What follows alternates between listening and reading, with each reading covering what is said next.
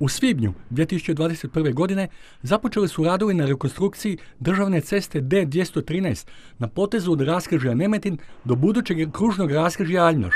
Za automobile promet tijekom izvođenja radova uglavnom se nije zatvarao, dok su kamioni preusmjeravani na državnu cestu prema Vukovaru.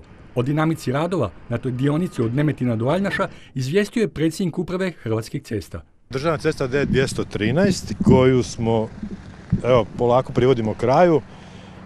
Dakle, dionicu od Nemetina do Aljmaša praktički će negdje do sredine 7. mjeseca bi trebala biti u potpunosti gotova. Znači, i sam kolnik i odvodnja i pješačko-biciklistička staza. Vrijednost radova na ovoj dionici duljine 12,3 km gotovo je 72 milijuna kuna.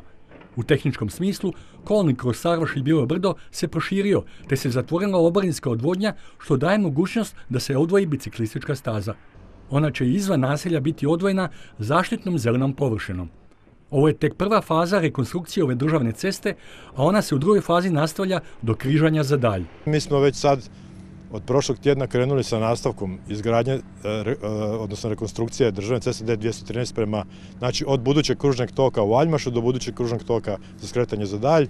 To je novih 2,2 km koje ćemo također riješiti negdje do sredine iduće godine. Nakon toga slijedi treća i posljednja faza rekonstrukcije ovog kompletnog istočnog kraka državne ceste D213 od Nemetina sve do graničnog prijelaza Erdut. Dakle, prva dionica, prva faza te ceste vrijednosti negdje oko 10 milijuna eura će biti gotova do 15.7.